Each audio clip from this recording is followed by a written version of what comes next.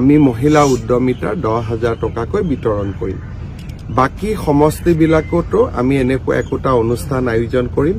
মই সকলো মন্ত্ৰী বিধায়কক কৈছো যে মোৰ পৰা একোটাকৈ ডেট ল'ব লাগে আৰু হেনেদৰে আমি সমষ্টিবিলাকত গৈ মহিলা উদ্যমিতা আঁচনিৰ ধন বিতৰণ কৰিম।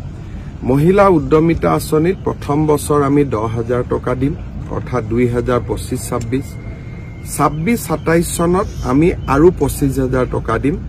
12,500 বেংকৰ পৰা আমি লৈ দিম, 12,500 আমি দিম আৰু সুদ দিব নালাগে। তৃতীয় বছৰত আমি 50,000 টকালৈকে আমি মহিলাসকলক বেংক আৰু চৰকাৰে মিলি দিব। ইয়াতে 10,000 টকা আমি আজি 27 লাখ মহিলাক দিম। যিসকলে ভাল কৰিব, উৎপাদনমূলক কাম কৰিব, তেওঁলোকক আমি 25,000 টকালৈকে নিৰ্বাচিত কৰিম।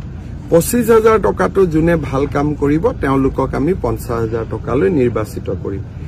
কিন্তু প্ৰথম 10,000 টকাটো আমি সকলো আই মাতৃক 27 লাখ গাঁৱৰ 3 লাখ চহৰৰ আমি সকলো আই মাতৃক দিয়াৰ বাবে সিদ্ধান্ত লৈছো।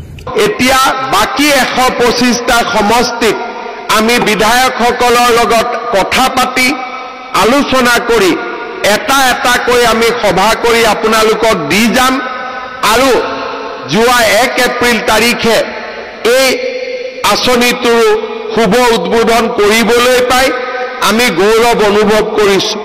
সমষ্টিৰ আই মাতৃসকলকো মহিলা উদ্যমিতা আঁচনিৰ চেক আপোনালোকক প্ৰদান কৰিবৰ বাবে মই ইচ্ছা প্ৰকাশ কৰিম।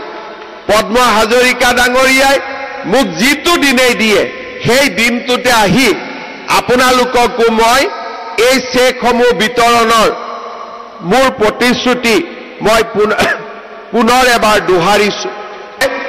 তাৰ কাৰণে আজি অৰুণোদয় আঁচনিৰ ধন আপোনালোকলৈকে মাহত আহে।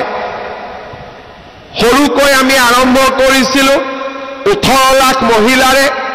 চাওঁতে চাওঁতে এই বছৰ আমি প্ৰতিটো সমষ্টিত আৰু অসমত 40 লাখ মহিলাক আমি অৰুণোদয় আঁচনি